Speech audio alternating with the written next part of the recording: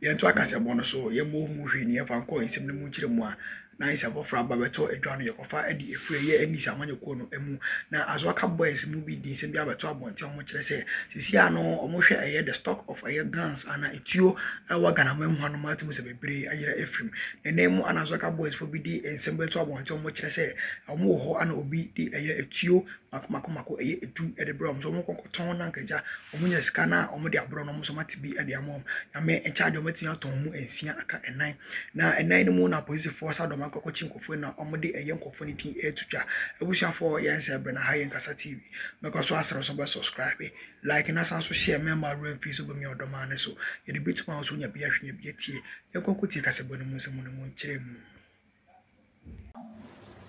When he come to power, we want immediate posting after completion. Students are suffering. Unemployment is in the country. So we want him to come to our aid when he is able to come to power. They are not donatory. Students are renting houses. It's difficult for us to rent. We should manage the economy well and post nurses. We don't want to sit in the house.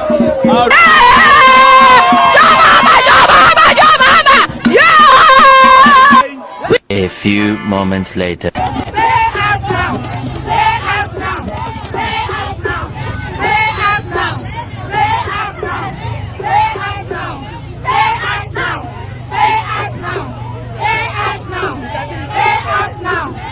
I wish you for a nice fool. Nice fun at home, walk room, and tell us I buy into your mocha. I buy way by one city crown when you have been to a market or when you have been to a mubotomo. Na nice for an amoma swording. Ye catch them when a month ye. Ye catch them, say Nipa and Nimuno. Yen so can hear any manado. And this ya buy or more record, say.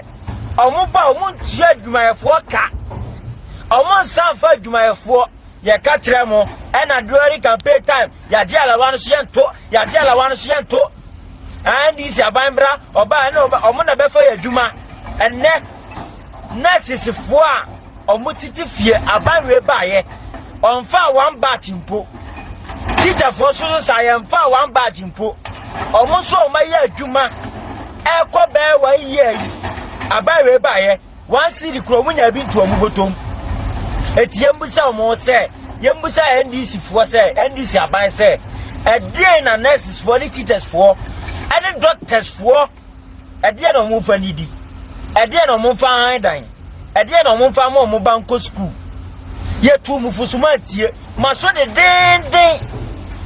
den MPP time uhu sadie we bi da MPP time uhu sadie we bi will be that at this NDC pencil.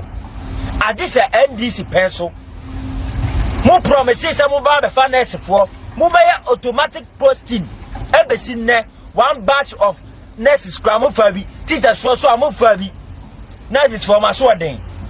Abanya Otimi Buag a government workers just say a Jumaya 4 more gun I say a LPP are buying. Oba or 4 Jumaya 4.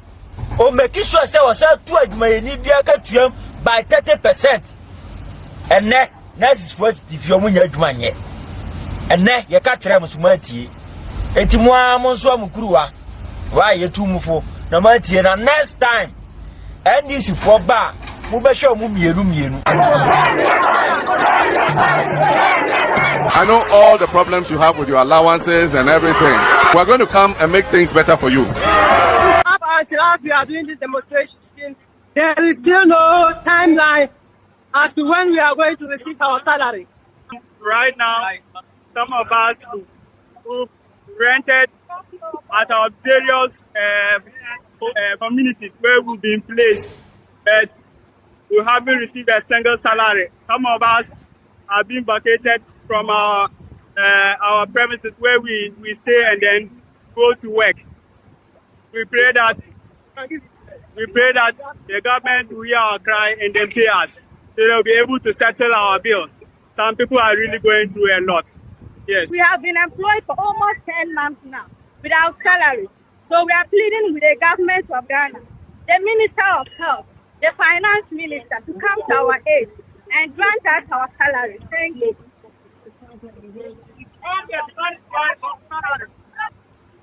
not a demonstration against the government. This is just an appeal to the government to pay us our salaries that we have sweated for the past 8 to 9 months. And so today, the nurses within the northern zone of the country is going to submit a petition to the northern regional minister to advocate for us in the highest office of government for us to be paid immediately. Ralph, beyond just advocacy, how far do you intend to go in terms of ensuring your demands are met? And so the demonstration has just kick-started from the northern zone of the country. Early next month, that is the 2nd and the 3rd of October, those within the southern zone will be marching forth to the Ministry of Health and the Ministry of Finance, respectively. We are going to come support them with our mattresses and our pillows, and we are not leaving until they pay our salaries. We can't continue to serve Ghanaians with dedication and compassionate, and each day we go back home and sleep with hunger. Our landlords are after us. Some of us are not being posted to our original homes. We have left our homes to go elsewhere to go and save. We pay, the government doesn't pay for our accommodation. We pay for our accommodation, and so they should grant us our monies so that we'll be able to settle debts that have been accumulated within the 8 to 9 months. And so the demonstration will continue in Accra, hopefully early next.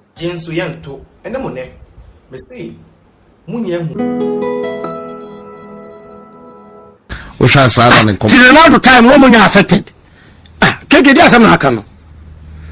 Because of that, another time me as a state of emergency. Because you collapse the mining economy. Was areas now, because so the way a man for it depends on it's no mobile saying any alternative livelihood. One call year through. Sikari pakuni free a day no. Would be just one catch fish. And now one could kube, another one call ye, you got to kube. The more replace the one you free one. To me. Anna, I didn't know me student a bimu a use galam say Modiako school. And ya show mo ibidi be a juma. It